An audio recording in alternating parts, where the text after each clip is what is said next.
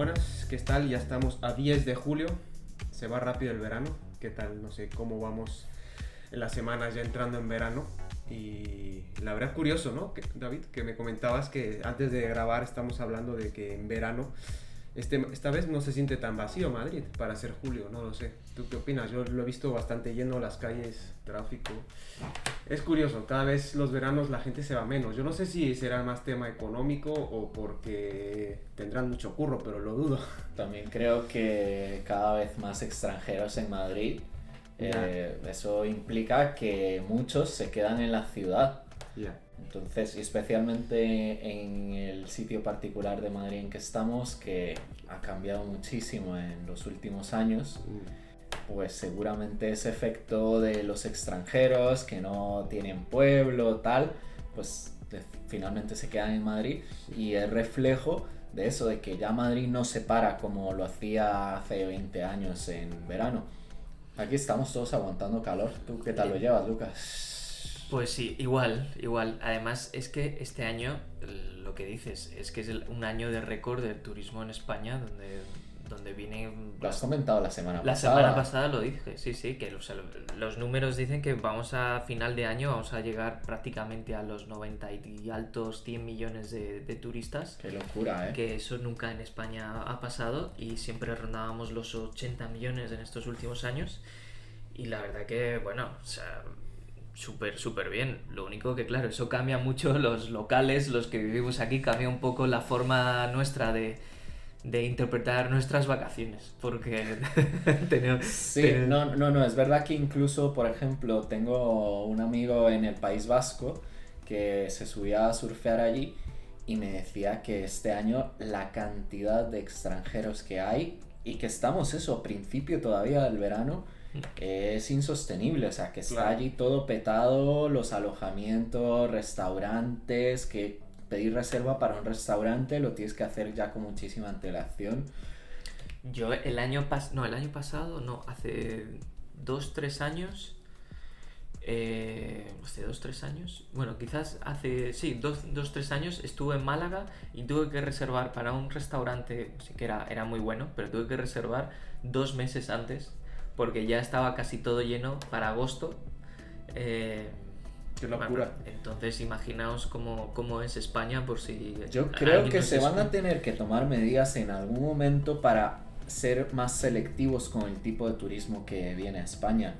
No queremos acabar la crisis que tienen en ciudades como Venecia o algunas otras de Italia, o por ejemplo Ámsterdam, donde los turistas ya no son bienvenidos allí porque causan al final una disrupción tan grande a la vida cotidiana que al final quienes vivimos en una ciudad queremos convivir con ese turismo, pero no podemos dejar que cambie o altere de manera drástica nuestro estilo de vida. Así que bueno, esa será una discusión seguramente en España potente, y además si pensamos en las islas, por ejemplo, que tienen una capacidad limitada, o sea, que los atascos que se forman allí, no sé, es un tema... Es otro podcast. Es otro podcast. Porque ya pasa en Barcelona con sí, varias manifestaciones, los pisos turísticos, todo eso claro. da para un podcast muy extenso, y ya se ve también en otros países que están cambiando la normativa. Por en Japón, que a mí me gusta hablar mucho de Japón. En Japón ya el año que viene, por ejemplo, que esto también va a afectar ya, y que esto sí que puede encajar más con alguien que nos escuche y que le interese algún día viajar a Japón. El año que viene cambia por completo todo el sistema de ellos del tax free.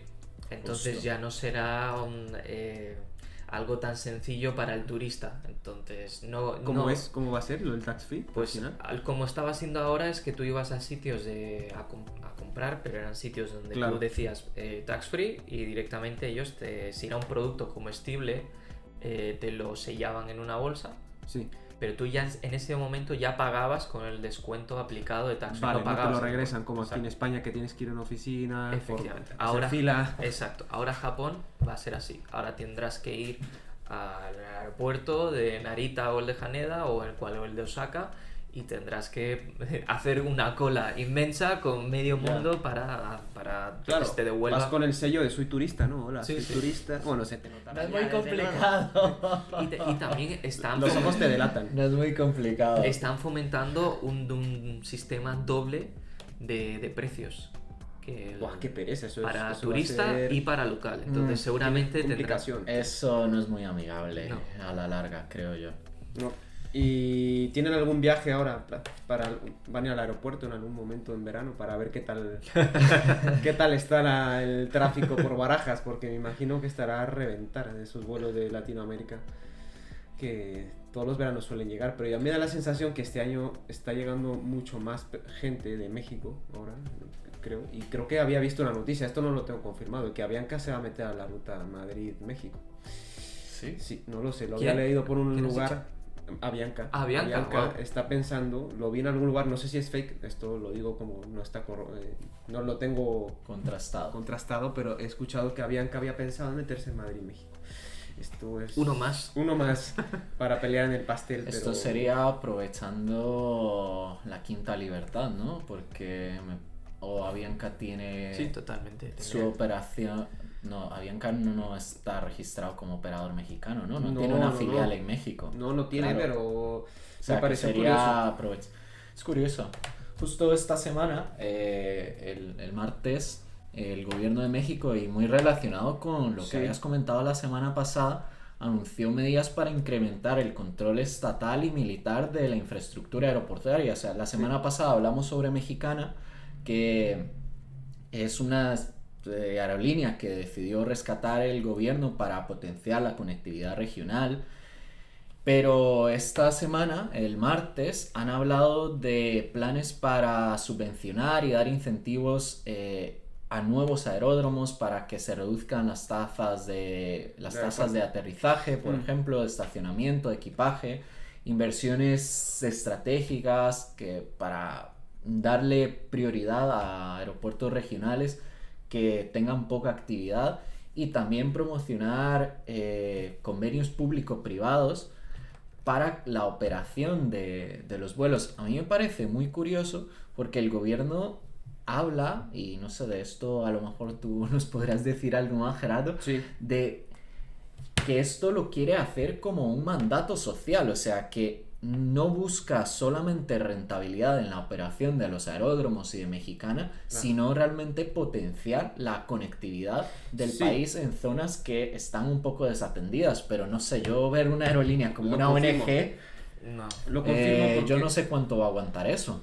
No lo sé, pero ahora, justo hablando del tema, o sea, esta es una noticia aparte, hay una aerolínea que se llama Aereus, no sé si han escuchado de ella, en México. No. Es muy pequeña, tiene aviones bimotor y está conectando aeropuertos pequeños, aeródromos, entre México, por lo mismo, para ayudar a la conectividad. Yo no sé qué tanto por detrás tenga ayudas del gobierno para que sea rentable, pero está creciendo muchísimo, y yo creo que esta aerolínea ya va a abrir más rutas este año. Entonces eso quiere decir que hay una necesidad por aterrizar en aeropuertos más pequeños, y pues tendría sentido que se apoye, ¿no?, con la parte de las tasas, pero no sé, esta aerolínea lleva 2 años y ha crecido una bestialidad. Pero el mercado mexicano es un mercado enorme y con un potencial tremendo, ya no solo en las rutas de largo radio, México-Europa, México-Suramérica, México-Norteamérica, sino hay rutas, el mercado doméstico también creo que tiene mucho potencial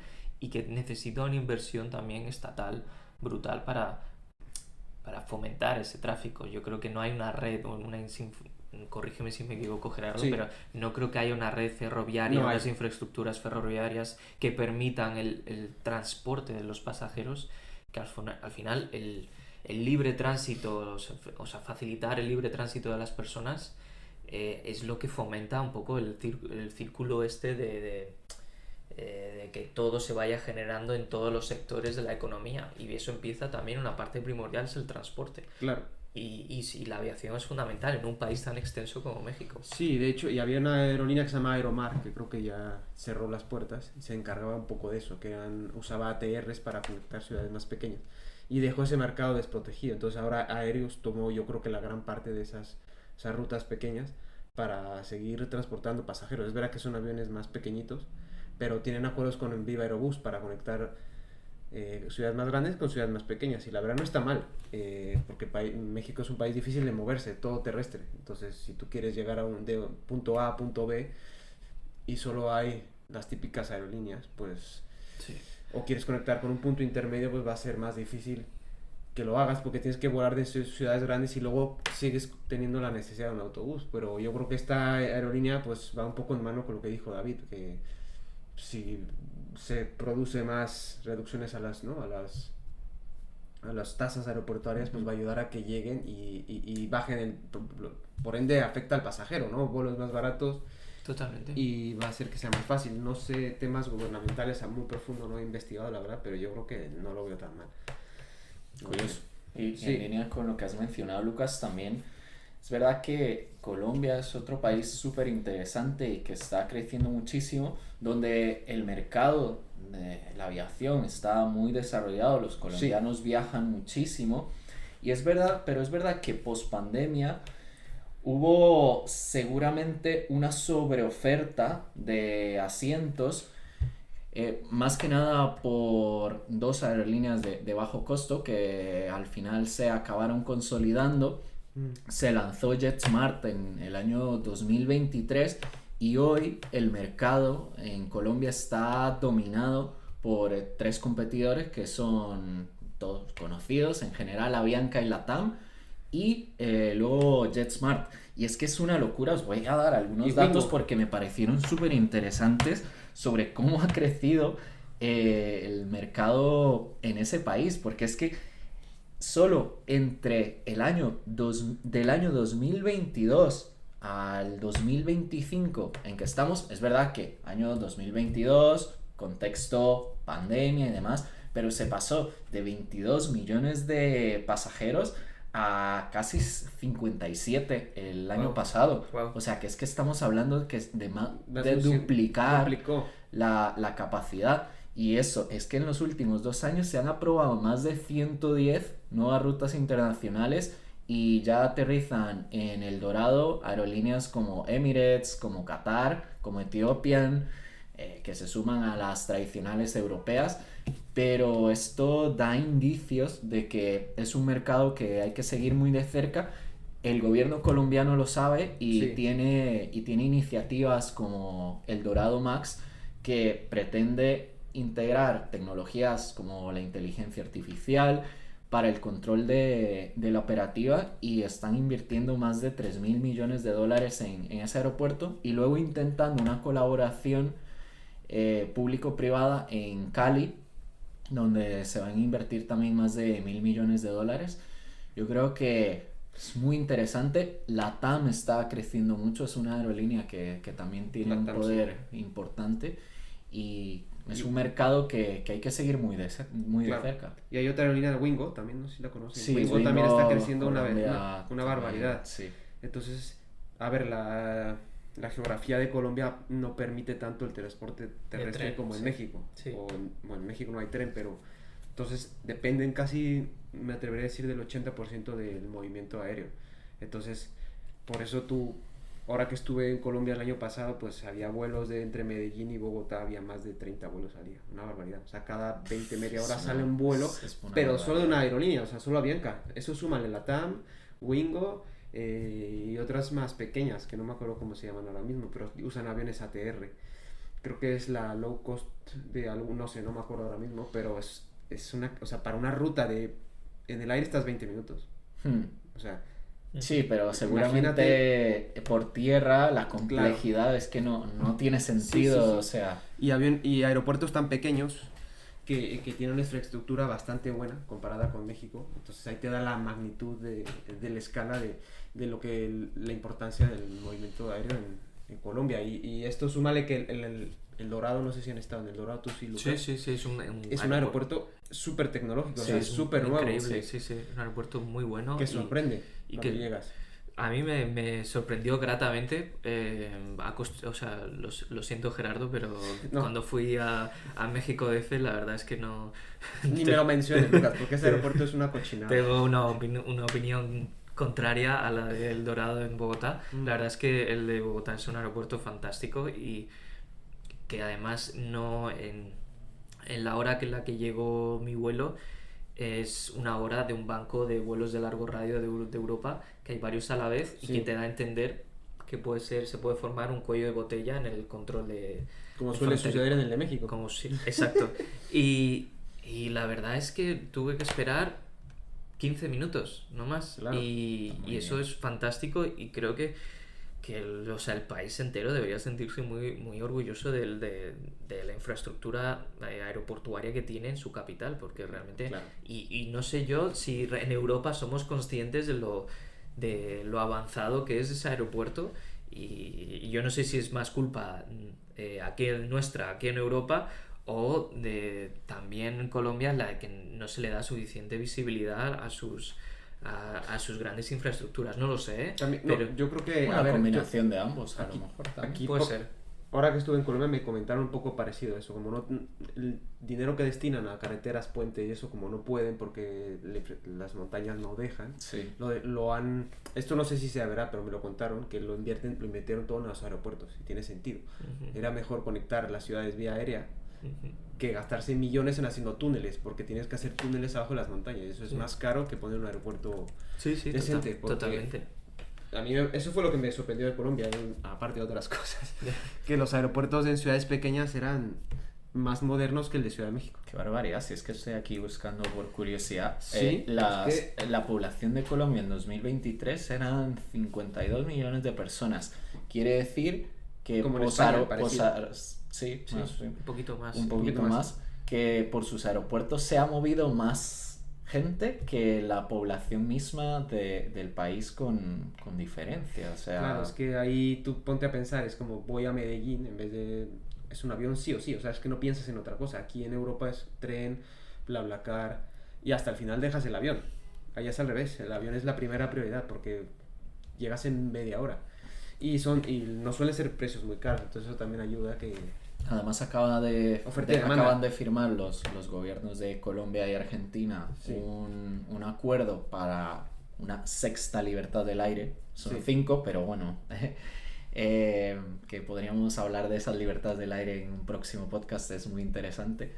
Pero básicamente lo que permitiría este acuerdo de sexta libertad es que se establezcan rutas aéreas entre Colombia y Argentina sin ningún tipo de permiso, regulación, o sea, total apertura de mercado. Total libre mercado para abrir rutas entre esos dos países. Pero no está tan cerca, son como 4 o 5 horas de vuelo, ¿eh? Sí. O sea, tú ves el mapa y parece que está más cerca, pero son 5 horas, es como ir a México a Colombia, o sea, es un trayecto bastante largo, que no todos los aviones o sea, tiene que ser el MAX o el Neo, porque no sé qué tan alto alcance tengan, pero sí, me parece interesante, ¿eh?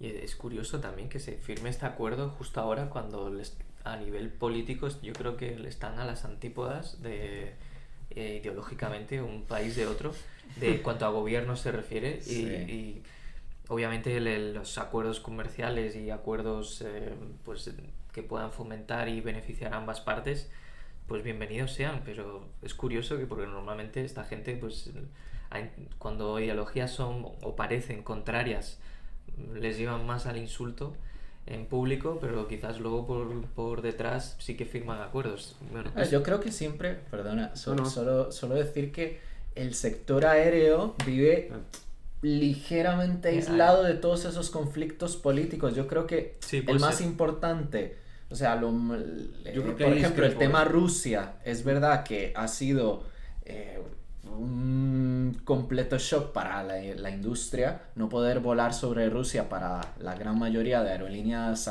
occidentales, por no decir todas, que me parece que vuela sobre Rusia las de Oriente Medio, Emirates, Qatar, por ahí, y poco más, o sea, Turkish, justo, que amigos de Rusia, y poco más, pero luego es un mercado muy estratégico el aéreo, igual que el espacial. Al final seguimos teniendo, los astronautas rusos siguen compartiendo el espacio en la Estación Espacial Internacional con el resto de sus colegas occidentales, asiáticos. Bueno, o sea, Ya, es que eso es verdad. Entonces, no sé, por eso lo digo, sí que es verdad que todo está muy unido, pero hay un interés general por desarrollar las conexiones económicas que crea la industria aérea. Aquí a lo mejor hay dos países donde no piensan lo mismo. Venezuela y Colombia. Siempre se la pasan suspendiendo vuelos, cerrando fronteras aéreas.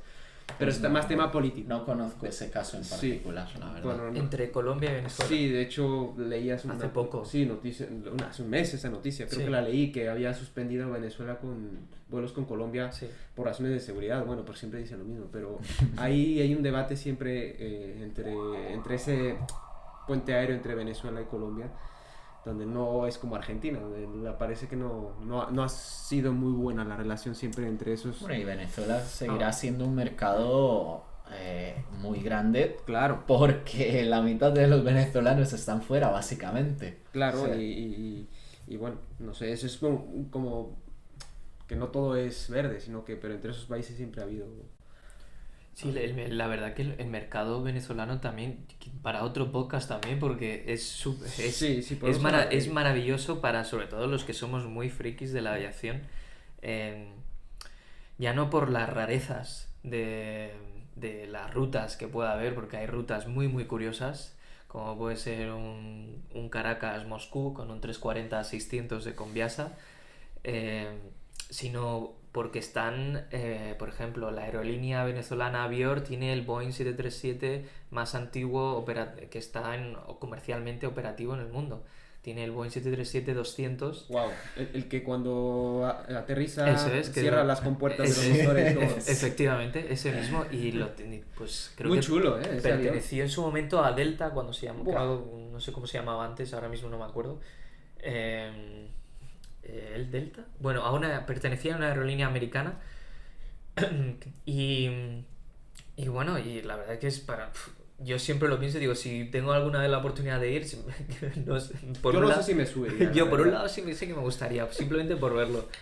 Hay en mercados más tercermundistas, por llamarlos de alguna manera, es verdad que hay todavía en servicio aviones muy antiguos, incluso en carga también, o sea, en operaciones de carga aérea hay aviones muy muy antiguos, pero que al final bien mantenidos, no serán eficientes, pero siguen cumpliendo su propósito. Es que si, por ejemplo, DHL tiene aviones súper antiguos, tienen los Airbus 300 todavía de carga que tienen 40 o 35 años. Y siguen volando por Europa. Eso significa que si siguen volando por Europa es que pueden mantenerse todavía en un nivel de ruido y de contaminación que no tenga problemas con la administración esta, ¿no? de aviación. Pero bueno, pasando un poco justo por Europa, ya que estamos hablando, siempre ha sido un tema polémico, ¿no? Los equipajes de mano. Siempre esta noticia de verdad que suena todos los veranos casi. Pero ahora yo creo que, quiere la Comisión Europea y el Parlamento Europeo, pues, estandarizar, ¿no? el equipaje de mano. ¿Por qué estandarizar? Porque no sé si sabían que, por ejemplo, Ryanair, que siempre es la que está de moda, tendría las maletas o mochilas de equipaje de mano de 20 litros, que eran 8 kilos permitidos, y quieren estandarizarlo para que sean iguales que todas las aerolíneas, que sean los 10 kilos permitidos y los 24 litros. Eso, la verdad es que va a ser un desahogo bastante grande, porque Ryanair mueve mucha gente en Europa y va a suponer bastante, pues que por lo menos puedes meter más cosas, ¿no? Y no tengas más de que seguimos esperando esa decisión sobre si finalmente el llevar equipaje de mano es un derecho del pasajero, y que forma parte integral del transporte aéreo. Esa decisión debería llegar en los próximos meses, me parece. Yo no sé, aparte yo hace mucho no vuelo con Ryanair, pero mira que te medían todo y me parecía un poco estricto. Tenías que poner un abrigo gordo con 800 cosas en los bolsillos. No, pero tenías que llevar, si llevabas sombrero, pues 3 sombreros en la cabeza, como dices tú, un abrigo.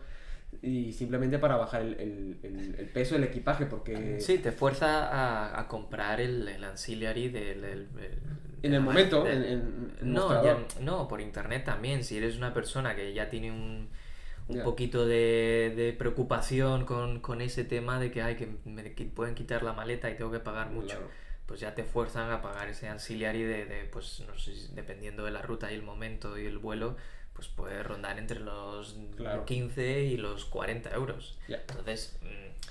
sí, que te sale más caro el equipaje que a lo mejor el billete. Claro, y cuando lo que dices tú, cuando es una necesidad y que es algo que imperativamente tú no, el 95% de la gente que transporta, sea cual sea el método de transporte, que va en un método de transporte,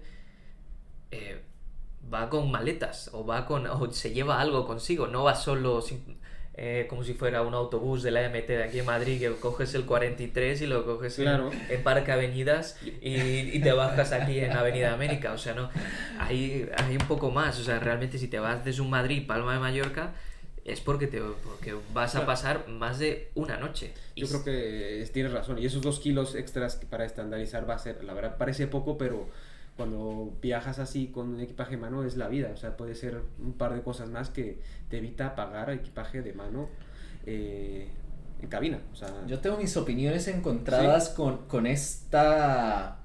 con que sea estandarizado. Con que sea una obligación, porque si lo piensas...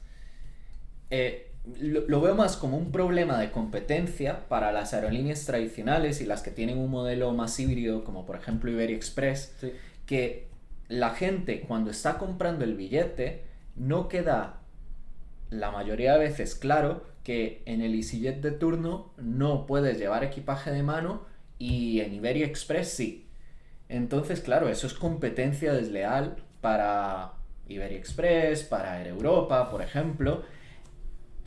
Pero realmente cuando lo piensas, si tú solamente puedes llevar una mochila en la espalda que entre bajo el asiento, pues oye, también eso, en un vuelo por ejemplo de largo radio, no, ahí no tiene sentido que no se incluya un equipaje de mano de un tamaño tradicional. Claro.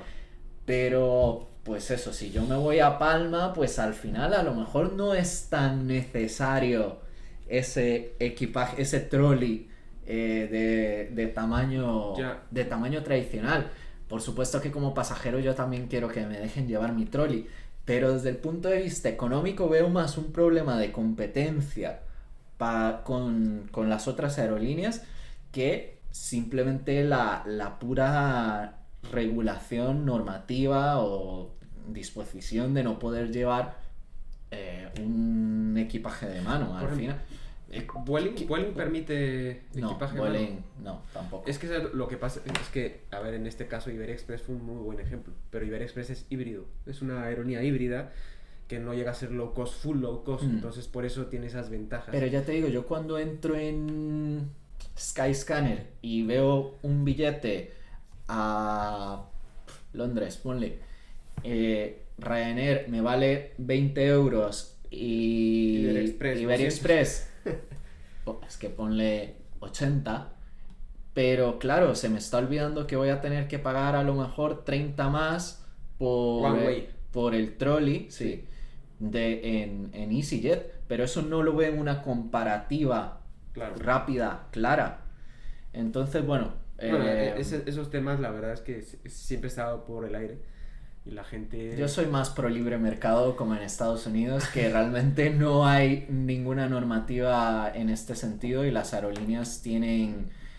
Si al final es una cosa de que el pasajero esté bien informado, eso es lo que a mí sí que me gustaría, que evidentemente los procesos de compra en una low cost están diseñados para que no te enteres de que tienes que añadir todos estos costes y pues sí, muy bien, has empezado con un billete de 20 euros, pero acabas con uno de 80 cuando añades el asiento, el equipaje, etcétera. Entonces, bueno, yo creo que debería ser una cosa más de transparencia que de simplemente obligar a las aerolíneas a transportar. A mí me encantaría saber de Ryanair cuál es el porcentaje de sus clientes que compran el ancillary de maleta de mano, porque está ahí en ese límite entre si es una necesidad o es un beneficio, porque en el momento en el que llevar una maleta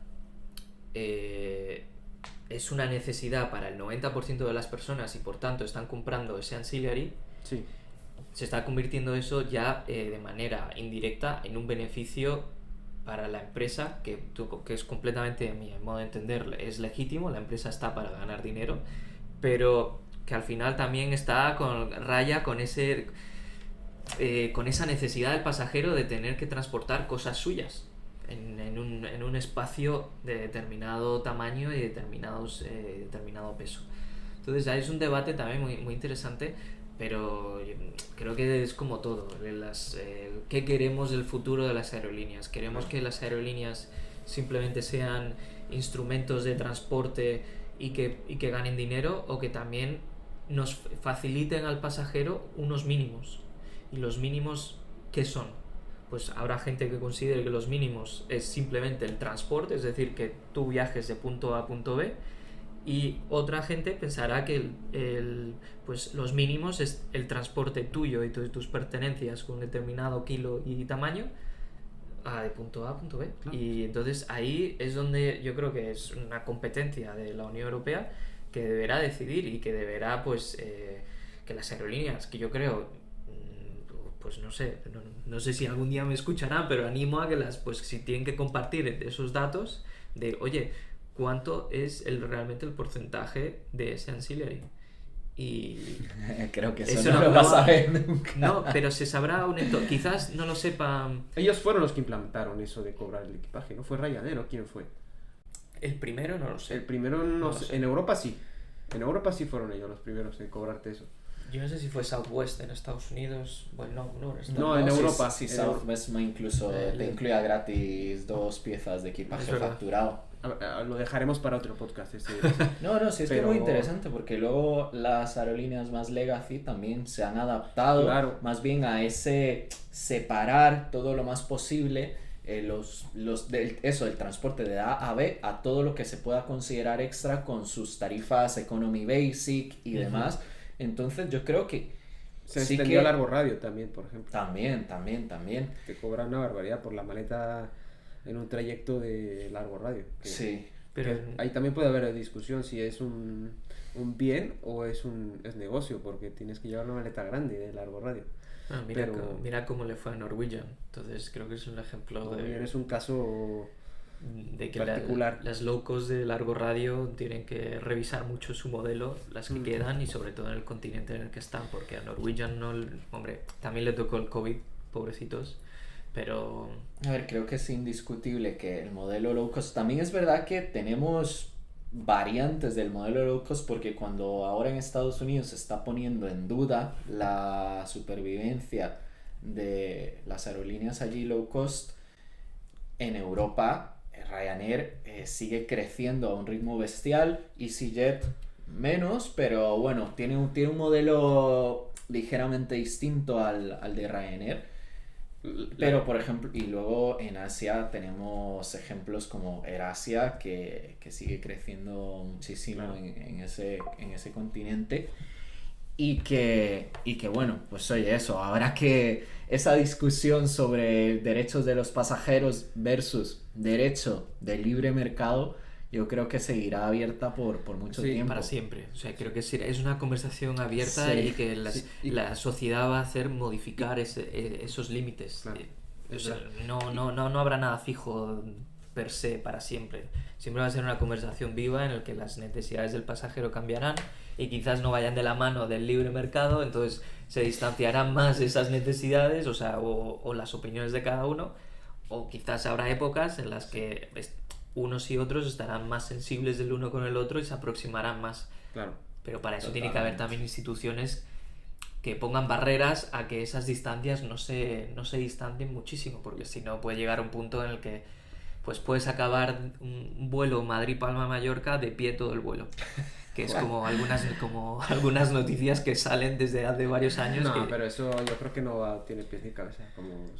Yo creo que no lo veremos, al menos por las regulaciones de seguridad no creo que sea muy conveniente. Pero bueno, hablando de seguridad de low cost, traigo una noticia de Volotea, no sé si lo vieron esta semana, el martes, trágico accidente. Sí.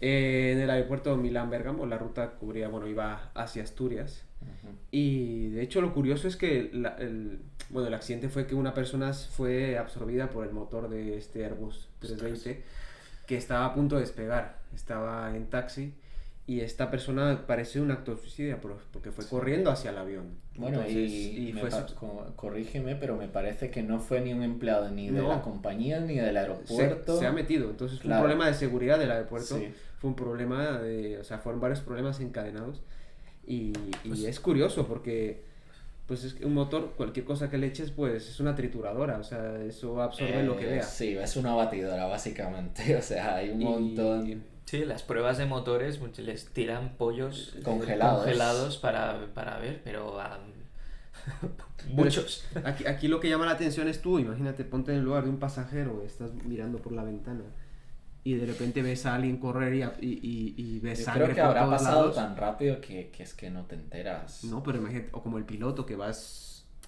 moviendo. Qué mal rollo, y de repente sientes que un motor se te atasca o se te encienden todos los testigos y dices, ¿qué coño pasa? Entonces, madre mía. Hasta que te das cuenta, imagínate, qué fue lo que entró en el motor. ¿Sabemos si el motor... Esta pregunta suena fatal, no, pero ¿sabemos si el motor sufrió daños? Obviamente, sí. Lógicamente, es que... No, a ver, pero daños importantes, quiero decir, o sea... A ver, esta pregunta es curiosa, pero normalmente cuando entra un pájaro... Me gustaría saber la respuesta, Cuando entra un pájaro se destrozan todos los álabes, entonces yo creo que en este caso a lo mejor no estaba a máxima potencia, pero sí... No creo que ese avión pueda despegar en un muy buen tiempo hasta que le cambie el motor. O sea, imagínate cómo queda por dentro. O sea, una persona que es carne, pues... No quiero ni saber, pero imagínate tú, estás volteando por la ventana y ves a una persona que va directa corriendo hacia el motor. ¡Qué horror! Porque no es como que estaba parado ahí. O sea, iba directamente hacia el avión. Entonces... De hecho, esto suele estar bastante controlado y... Claro. A ver, no sé, no habrá muchas historias de accidentes como este. Antes sí que es verdad que también se hablaba mucho de ese riesgo que existe, claro, de que un motor cause un accidente con personas, pero esto está bastante regulado y es que en el taxi, en las pistas, sí, por eso no vemos... En las calles de rodaje y demás, no vemos a personas andando en general. Es curioso, y los motores se encienden, claro, una vez hecho el pushback. O sea, claro, van un poco a ralentí, pero bueno, a veces que antes de despegar van con un solo encendido, sí, para la mayoría para ahorrar combustible. Entonces, esta persona parece que tenía ya el plan, de hecho, eso no se te ocurre un día a la mañana, oye, me voy a meter al aeropuerto de Milán y ¿qué aerolínea me gusta? Volotea, pues me voy a meter ahí al motor. No era empleado de aeropuerto ni nada. No, era una persona externa a todo. Yo creo que lo llevaba planeando. Dijo, ¿qué maneras tengo de suicidarme? Espero que haya sido rápido, porque, bueno, habrá sido muy rápido. Habrá sido rápido, pero desde luego que la noticia es... Pues eso, y que estaban atendiendo a los pasajeros por problemas psicológicos, pues... Claro, no sé qué habrán visto. Claro, porque... ese es el tema.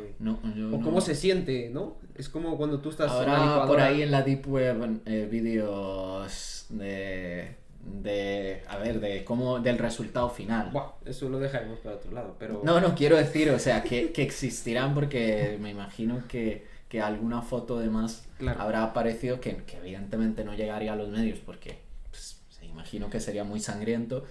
Pero, y bueno, por respeto a la víctima, evidentemente, pero me imagino que eso, que habrá por ahí... A mí me preocupa más que o sea, pobre señor y de verdad qué desgracia, pero me preocupa muchísimo el tema de la seguridad de ese aeropuerto, porque se ha colado, es una persona que, vale, Italia es jauja, por desgracia ha atentado contra su vida, pero puede ocurrir... Lo contrario, puede entrar cualquier persona y atentar contra la vida de los demás Sí, a ver, si esto mismo ocurre durante la carrera de despegue, por ejemplo, exacto, pues podía haber llevado un accidente aéreo ya, o sea, realmente, vamos, yo soy el director del aeropuerto y estaría muy nervioso porque tendría bastantes inspecciones e investigaciones judiciales detrás porque realmente es una falla de seguridad tremenda.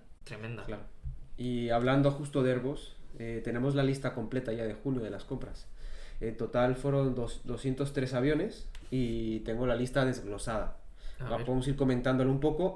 Aquí no solo son aerolíneas, también hay empresas de leasing que compran aviones para alquilarlos a las aerolíneas. Entonces, hay uno que me llamó mucho la atención y es curioso, que IAG compró 21 más 350-900 y está más Level. Level yo creo que van a empezar a tener, por lo que veo aquí, también 350. Yo no sé qué opinan de esto, si Level lo ven con 350 en la operativa, porque creo que a lo mejor solo son para Iberia. En esta noticia a lo mejor se habrán equivocado, pero... A ver, dependerá mucho del contexto. Yo creo que Level ahora mismo tiene un... Tiene 6, ¿no? Creo que tiene 6 330 o por ahí. No estoy del todo seguro, por ahí debe andar, ¿no? Pero tiene un mercado muy claro. Y yo no sé si a los próximos años, si su intención es diversificar un poco más su mapa de rutas o seguir potenciando por capacidad las rutas y el mismo tipo de mercado. Claro. Yo de momento, como pasajero y como consumidor desde fuera, lo veo a Level como una opción muy interesante desde Barcelona. Lo único es que los precios, o sea, yo siempre intentaría, tampoco soy muy experto en los vuelos desde Barcelona a largo radio a Estados Unidos o a Latinoamérica, pero yo siempre esperaría que Level siempre se posicione como la opción más barata en esas rutas. Y cuando cuando lo he visto, bueno, sí, es la más barata, pero prácticamente haciéndoles la ola y con alfombra roja para entrar. Sí, ahora mismo parece más una opción, más que la opción low cost, sino esa opción para volar directo desde Barcelona sin tener que pasar por Madrid u otro hub, pero no vuelas con Level necesariamente solo por el precio.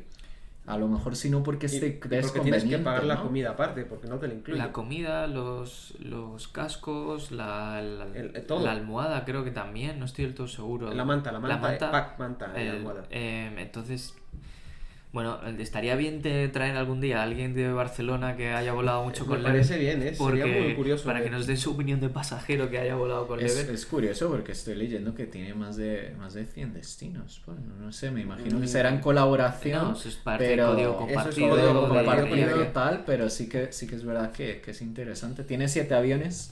Tiene 7 320. Ya 7, yo me había quedado en 6. Tiene 7 330-200. Que tienen una configuración bastante densa porque son 314 pasajeros.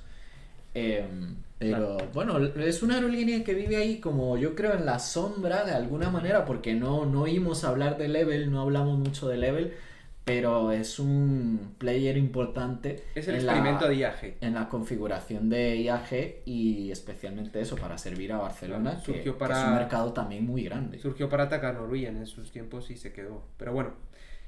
Aquí hay un dato curioso de esta lista, que a ver, no vamos a repasar todas las aerolíneas, son muchísimas, pero hay un dato curioso que comentamos ayer, David, justo, que la A330 está surgiendo otra vez este mes. Vendió 61 aviones, 20 para Viajet, que es la aerolínea de Malaysia Airlines, y otra para un leasing, MAB Leasing, que no sé quién son, y bueno, repartido un poco entre otras aerolíneas, pero es curioso que fue el avión más vendido de Airbus en junio, con 61 aviones, y luego ya el A320neo, como es lógico, y se va desglosando. Pero me parece curioso. Y también hubo cancelaciones. Hubo 9 cancelaciones de 320neo y 7 350. Una empresa de Airlines. Habrá reculado y habrá pedido de más. Muchas son opciones también que finalmente no se acaban ejecutando. Pero el top, mira, tenemos el top de entregas de junio de aviones. El top de entregas fueron los 321 neo, luego el 320 con 20 aviones, bueno, el 321 23, 20 de 320 neo y 12 a 220 300. Es curioso el top de entregas de junio. Y bueno, eso es un poco cómo se desglosa, cómo va Airbus en junio hasta la fecha, y va bastante bien. No sé, el tema de... Lucas, tú al otro lado del charco, el otro lado sí, allá por Seattle. Pues con la semana pasada hablamos que, pues bueno, de la situación un poco de Boeing con lo que estaba pasando también con Air India, cómo eso podía afectarle a futuro. también con el Air Show en París. Pues con los datos que tenemos de junio 2025, Boeing tuvo su mejor mes desde diciembre de 2023 en lo que se refiere a aviones entregados, con 60, de los cuales 42 fueron 737 MAX, 9 Dreamliners, 4 777 Freight, que eso es de aviones de carga. Claro. Y en cuanto a pedidos brutos, está en 116, que es menos que el mes anterior, pero que también es un buen pedido.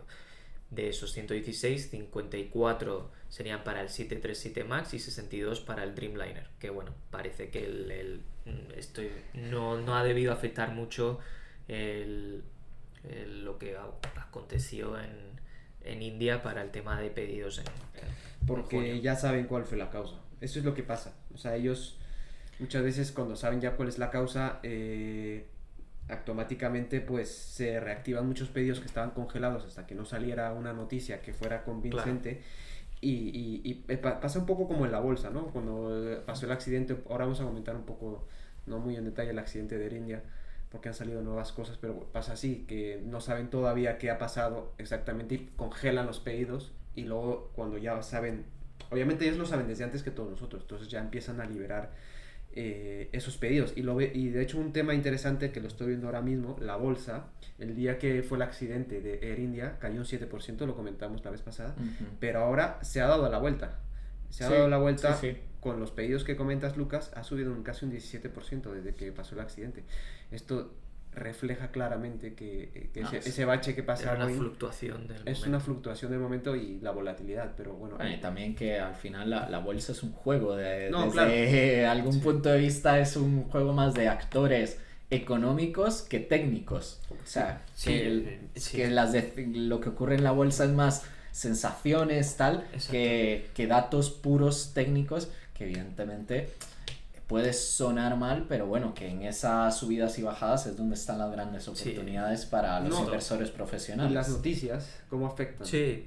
A ver, yo creo que la preocupación principal de Boeing ahora mismo no es el 787, es su 737 MAX. Desde luego que no. Que ahora además, un poco a colación con eso, ayer, justamente el 9 de julio, el Senado de Estados Unidos confirmó a Brian Bedford, que es el ex CEO de Republic Airways, como el nuevo administrador de la Agencia Federal de Aviación, la FAA, por un mandato de 5 años. Y realmente este señor, sus 3 principales líneas de actuación son muy interesantes, porque puede cambiar un poco la aviación en Estados Unidos.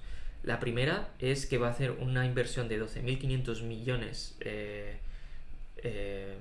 de dólares en Estados Unidos para la modernización de todas las torres de traffic control, porque era algo que se estaba demandando ya en Estados Unidos desde hacía muchísimos años con unos sistemas muy anticuados y que no necesitaba. Y entonces hay un ambicioso plan que este señor quiere ya implementar, pues con esa cifra de 12.500 millones de dólares.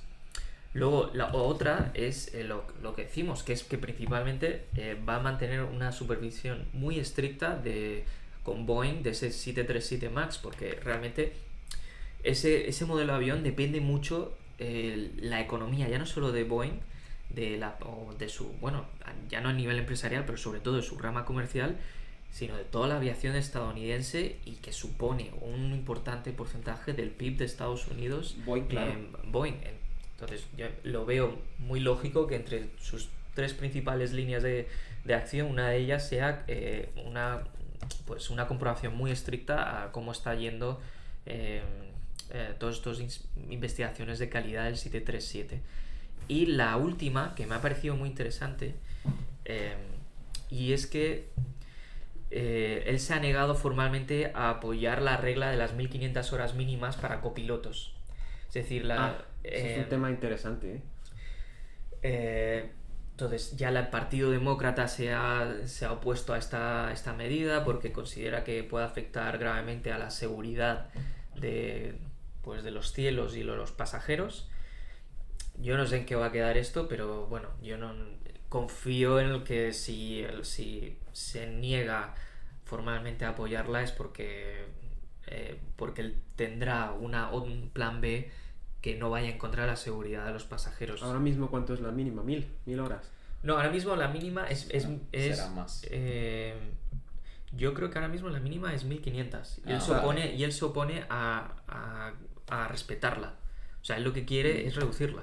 Claro. Ok. Entonces, el tema de esto es que pues la gente dice, oye, pues si pones ya un copiloto con 1000 horas, quizás no está del todo preparado por si el piloto... Habrá que ver. Por si hay algún tema con el piloto durante el vuelo, pues una indigestión del piloto, por ejemplo. Claro. Y necesita el copiloto ponerse a los mandos y tomar el control de la aeronave, pues quizás no tenga toda la experiencia necesaria. Es que a nivel horas 500 es bastante, ¿eh?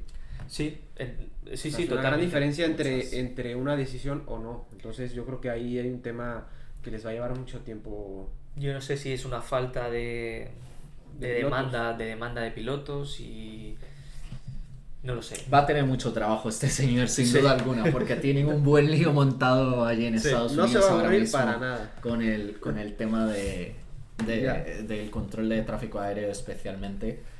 Y pues eso va a tener ahí que espabilar. Sí. Porque es un problema que lleva muchos años Sí, apartándose al final, o sea, no dándole la prioridad que requería. Y evidentemente la situación, como hemos comentado, pues ha llegado a un punto que es un breaking point, o sea, que algo tiene que cambiar porque el sistema ya no aguanta más. De hecho fue un tema polémico. Ahora con lo de Air India, el copiloto tenía 1000 y pocas horas. Y justo salió ese tema a colación, sobre cuánto debería ser el mínimo y en qué afecta. No sé, David, tú ibas a comentar. Está todo el tema porque en junio también salió el informe de EASA sobre Single Pilot Operations. Wow. Muy interesante porque al final las aerolíneas, evidentemente desde un punto de vista de coste, sí que estaban interesadas en que se explore la posibilidad de que haya un solo piloto en cabina. Yo creo que eso no tiene sentido. La EASA, sacó este informe en junio que concluyó que no se dan las condiciones a día de hoy, especialmente en la aviónica, para permitir una automatización completa del avión que sea capaz de sustituir de manera completa el trabajo de un piloto. O sea, porque al final se trata de que si el único piloto que hay en cabina de pronto se ve incapacitado para volar el avión, pues tenemos que tener la seguridad de que a distancia ese avión puede controlarse. Sí, que lo puede controlar alguien desde tierra. Y la EASA lo que finalmente ha encontrado es que no se dan las condiciones técnicas a día de hoy para que eso pueda ocurrir, y por ende se zanja básicamente ese tema de Single Pilot Operations. De momento lo veo por lo menos en Europa. Y es que no sé si queréis... ¿Ustedes se subirían a un avión con un solo piloto? Bueno, no van a saber, pero... El día en que esto se llegue a probar, si llega algún día, yo me sentiría confiado. Yo al final creo que tienes que confiar en los reguladores, en este caso los más importantes del mundo, EASA y la FAA, y el momento que tomen esa decisión, si es que se llega a tomar, yo creo que está lejos, efectivamente está muy lejos, y veremos eso. Ahora vamos a hablar de Air India, pero el día en que si se llega a tomar esa decisión, pues seguramente será bajo criterios meramente técnicos y no bajo presiones económicas, por ejemplo, de las aerolíneas. Porque, pregunta tonta, tú te puedes montar en un Cessna y hay un piloto solo. Bueno, quizás no es un Cessna, una avioneta más pequeña. Pero la complejidad, yo creo que va más de complejidad del avión. Pero el tema es más que la complejidad es la seguridad, ¿no? Es decir, que haya una doble... Si hay dos pilotos, porque haya pues si falla uno o solo está el uno, está el otro. Básicamente, sí. El cross-check de toda la vida. Sí, entonces lo que está asumiendo las agencias es que la vida de 200 personas vale más que la de una. Porque tú te puedes montar en una avioneta con una sola persona, esa persona se desmaya. Hay muchas variables. Y estás fastidiado, porque la persona que sabe pilotar eso se ha desmayado. Yo creo que hay muchas variables. No solo va de eso, sino de que es más fácil aterrizar una avioneta que puede planear a un avión bimotor, que es más complejo.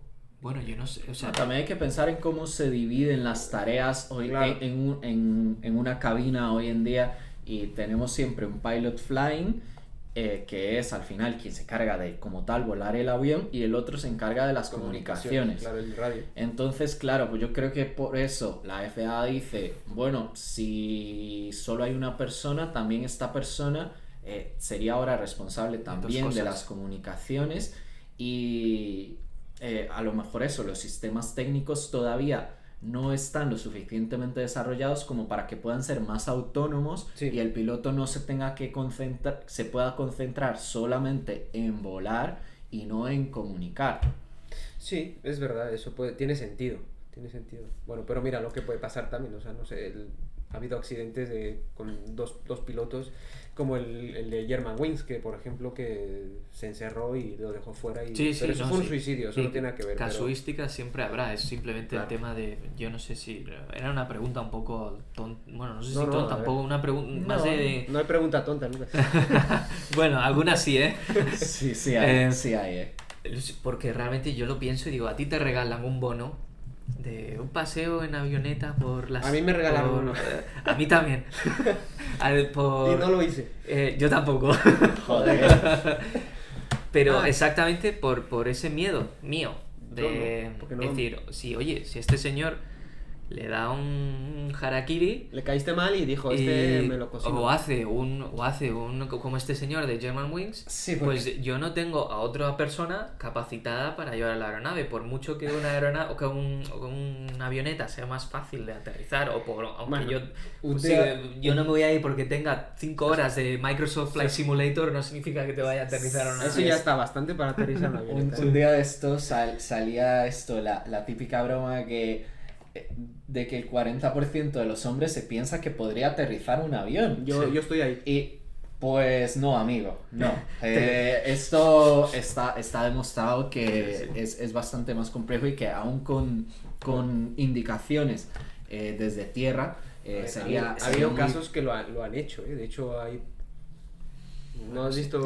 Ha pasado. Harrison Ford en Air Force One. No sé. Pero bueno, vamos a hablar un poquito de Air India, porque este tema creo que esta semana se ha publicado ya finalmente el lunes.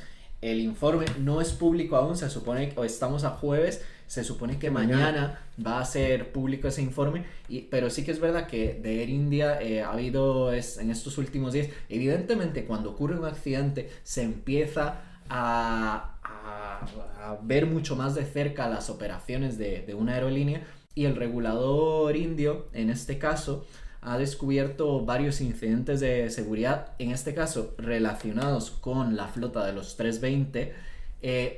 Primero, en un caso en que una directriz de seguridad de la FAA... ¿320?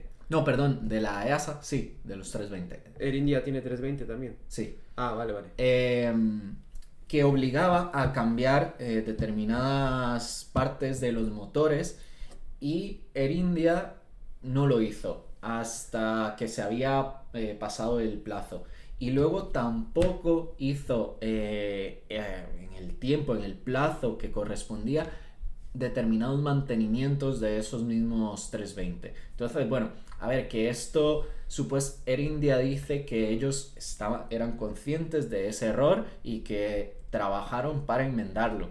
Pero, y bueno, reiteramos, esto no, seguramente sin el accidente pues no estaríamos hablando de esto que ha ocurrido, pero evidentemente pues oye, sí, con el precedente vamos a ver mucho más de cerca las operaciones de esta aerolínea, que como Lucas mencionó la semana pasada está en pleno proceso de transformación.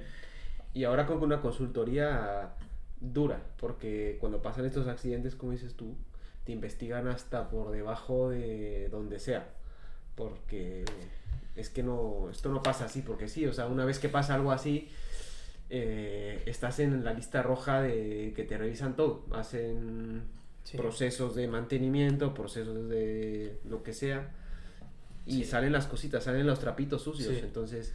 Que pueden ser mini cositas, pero pueden ser 5.000 mini cositas. Entonces las 5.000 mini cositas se vuelven un problemón. Entonces, y como claro.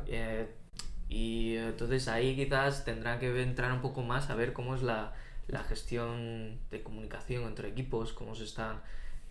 porque quizás falla que un proceso de mantenimiento en no sé qué parte del taller y en el otro lado que puede afectar al otro lado del taller, sí, en no sé qué parte de la aeronave, y no se está comunicando pues por X o Y. Sí, a veces las plataformas tecnológicas tampoco están muy... Que por cierto IAG ha anunciado ayer que introduce oficialmente la inteligencia artificial en sus procesos de mantenimiento, para eso, para que sean más eficientes y demás. Pero bueno, lo interesante es que ayer The Air Current, que es una de las publicaciones aeronáuticas con más respaldo en el sector, adelantaba seguramente lo que ya saben, vayamos a ver en ese reporte. Y realmente, claro, Gerardo, tú has mencionado esto. Hasta este día, si hubiese algún problema con el 787, ya lo sabríamos seguramente. Porque un problema realmente serio. Porque en cuanto a eso se sabe, pues evidentemente hay una flota enorme de 787s volando a día de hoy, y si hubiese un problema técnico con el avión, seguramente ya se habría emitido una directriz de seguridad para que las aerolíneas lo atendiesen. O con los motores, por ejemplo. O sea, puede ser el avión como tal, en este caso, separando lo que es las superficies de control y demás, los sistemas técnicos del avión, de los motores. Y que en este caso el fabricante de los motores, Rolls-Royce, GE, el GE GEnx, que es el motor del 787, y no ha habido ni de Boeing ni de GE, en este caso, noticias. Y lo que publicaba The Air Current ayer es que las autoridades indias se están centrando en los interruptores de control de combustible de los motores. Para explicarlo muy fácilmente, son dos interruptores que lo que hacen es permitir o cortar el suministro de combustible a los motores. Están por debajo de los thrust levers y son... Ayer os comentaba antes que me dormí un poco tarde viendo un vídeo de si existe la posibilidad de que estos interruptores se accionen de alguna manera por error. Y durante el vuelo. Y la realidad es que no, porque es un interruptor que primero hay que tirar hacia arriba. O sea, tú dices que no se puede accionar una vez que el avión despega. No, se puede, pero accidentalmente. Digo que se pueda... que con el codo le des... Sí, bueno, o por ejemplo si llevas, pues, no sé, ponle una pulsera. Eso, una pulsera o un gemelo, que de pronto puedas enganchar el interruptor y no, porque es un interruptor que tienes que tirar hacia arriba y luego, por ejemplo, bajarlo para cortar el suministro o subirlo. Está pensado para eso. Y estos interruptores solamente se utilizan en dos momentos, que es para arrancar los motores en tierra después del pushback y cuando el avión está aparcado. O sea, son los únicos dos momentos en que durante las operaciones normales, evidentemente, si ante un fallo de motor, esos interruptores se utilizarían para cortar el suministro de combustible al motor. Pero claro, aquí lo que se dice...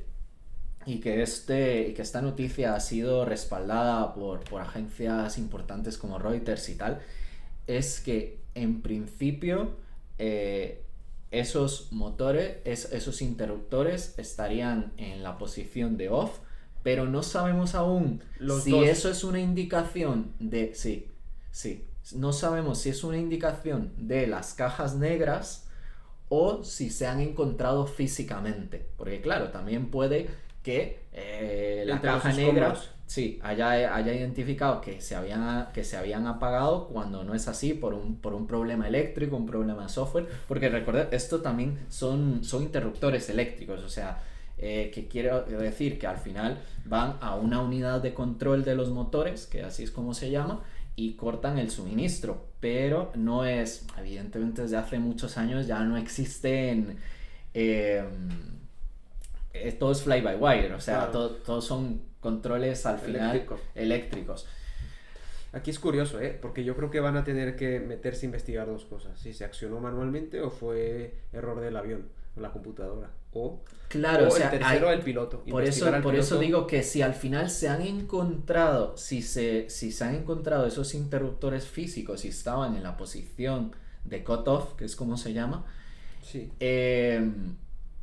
¿Por qué el avión estaba en ese momento a 400 pies más o menos? No es nada.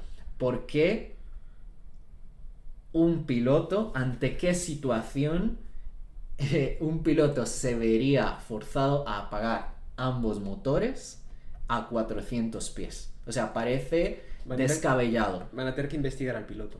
O sea, esto siempre es así. Al final estamos ante una presunta negligencia por parte de... O un atentado.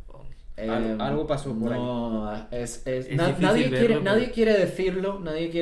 Si ves los comentarios y demás en las publicaciones, sí que es verdad que eso, que ya se empieza a dudar del piloto, de uno o de los pilotos en general, sí. Que ambos, el comandante en este caso, con muchísimas horas de vuelo y demás, o sea, piloto experimentado, pero sí que es verdad que si esto fuese real, saltan muchas dudas. Está claro que el avión perdió toda la propulsión durante el despegue y la indicación de eso es que se desplegó el RAT, que es la Rammer Turbine esta, que sí. Al final es la última defensa del avión para proporcionar tanto electricidad como potencia hidráulica al avión, y se despliega automáticamente cuando no hay otra fuente de energía que las fuentes de energía de un avión. Aquí es curioso porque el RAT no sé si se despliega por falta de combustible, creo que es por fallos eléctricos, hidráulicos, cuando se corta y otro más.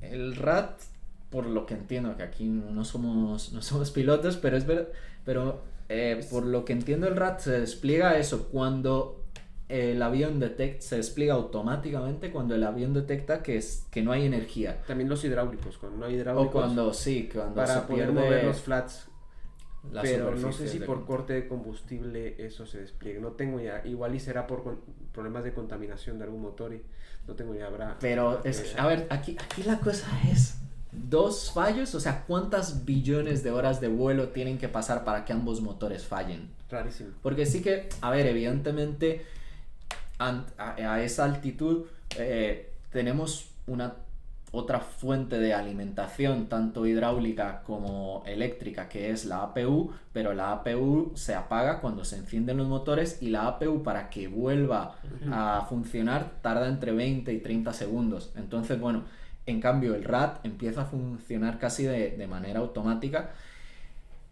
Pero por eso, para todas estas situaciones tenemos que asumir que ambos motores han fallado. Claro. ¿Qué posibilidades hay?